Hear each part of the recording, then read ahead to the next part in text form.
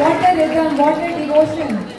Now we would be moving towards Mahamangla Aarti, but before that, I request small girls participating in Kanika Aradhane and Sumangalis for Sumangali Puja to be kindly ready. Okay?